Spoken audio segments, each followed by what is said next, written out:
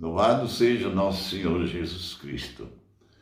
Estamos iniciando o estudo da liturgia da palavra, e nós vamos continuar o assunto da liturgia da palavra como diálogo da aliança entre Deus e o seu povo. A palavra de Deus, essa liturgia da palavra, o momento da liturgia da palavra, é o diálogo da aliança entre Deus com o seu povo. Aliança é um contrato, é um trato. Aliança é uma conversa para uma combinação. Se você faz isto, eu faço isto. E assim por diante. Então,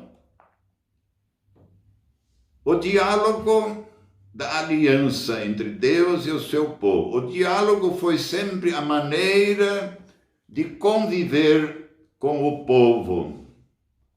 Deus sempre fez o diálogo com o povo. Esse é o jeito de Deus caminhar com o povo, dialogar. Portanto, é a maneira que nós vemos no Antigo Testamento, através de Moisés. Na história da salvação, esta verdade do diálogo levou para a aliança de Deus com o povo e do povo com Deus. Selada nos 10 mandamentos que Moisés escreveu. São a melhor maneira de o povo viver como irmãos e em paz. A melhor maneira que eles descobriram, dialogando, dialogando Moisés com o povo, Moisés com Deus, que eles descobriram que é só assim que eles poderão ser um povo de irmãos, um povo de Deus. Sereis o meu povo e eu serei o vosso Deus, se isto observardes. Deus nos reúne como assembleia na liturgia para dialogar conosco e nos comunicar os seus segredos, seus ensinamentos. A boa notícia que nos faz viver livres, fraternos e felizes. Os segredos de Deus. Seria aqueles ensinamentos, aquela experiência de vida que a gente faz, como cada um faz na sua vida. A gente chega à conclusão que o caminho é quase diferente do que é aquele que nós sonhamos de criança. Então, é uma conclusão da experiência de vida. Deus nos reúne como assembleia litúrgica. Sua palavra não é um conjunto de vocábulos ou uma sequência de textos escritos e lidos. A palavra de Deus não é só isso.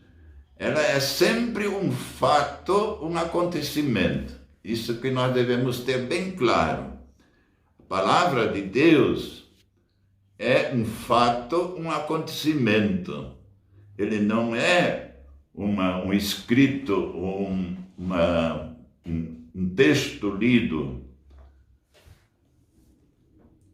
E nós temos em hebraico a palavra dabar. Dabar significa ação concreta a favor da vida. Então a palavra na Bíblia significa uma ação concreta de Deus a favor da vida, a favor da libertação, a favor da salvação do seu povo. Isto é que significa a palavra na Bíblia.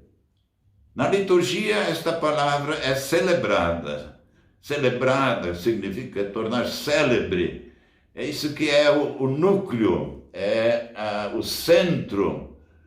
Ela é festejada. A palavra é festejada e constitui uma ação simbólico-ritual central. um só ato de culto, com o rito eucarístico. A liturgia da palavra e da liturgia eucarística é um culto só, porque não é uma coisa separada da outra. É bem ligado, é uma coisa unida. O que a liturgia da palavra proclama, a liturgia eucarística realiza. Então, isto que é muito importante nós guardar. O que a liturgia da palavra proclama, né? O que a liturgia da palavra diz, né? Fala, o que Deus fala, isto se realiza no rito eucarístico. Como Deus nos fala no rito da palavra, da celebração eucarística? Uma pergunta: como é que Deus nos fala?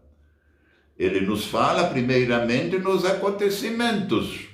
Deus nos fala nos fatos, onde se realiza a Páscoa vida, a nossa vida do dia a dia, e que, agradecidos, nós trazemos para celebrar, reconhecendo neles a ação amorosa de Deus, é a nossa vida. Então, Deus nos fala através de tudo, né? Aqui tem o sol, tem a água, tem as pessoas, tem a comida, tem os serviços que a gente faz pelos irmãos ou pela comunidade. Tudo isso são gestos da palavra de Deus. Deus está falando, reconhecendo neles a ação amorosa de Deus. É a ação de Deus. Deus age nas pessoas, por exemplo, nas pessoas que recebem o povo na porta da igreja para a missa, aquela equipe de acolhida, aquelas pessoas, Deus está recebendo, Deus naquelas pessoas está recebendo as pessoas, né, para a liturgia.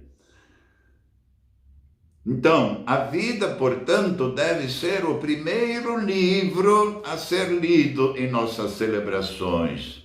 Primeiro livro. Isso poderá ser feito após a saudação inicial, como recordação da vida. A vida durante a semana, como é que foi, o que aconteceu, as coisas boas, os tristes, as preocupações, anseios, tudo o que aconteceu de bom ou de menos bom. Vamos colocar aqui, esse é o livro pelo qual Deus está falando. Isso deve ser colocado. Isto não se faz ainda, mas precisamos chegar a esse ponto para ser realmente uma comunhão, comungar, partilhar a vida. E aí que Deus está fazendo isto. É uma ação amorosa de Deus. A vida deve ser, então, o primeiro livro a ser lido em nossas celebrações.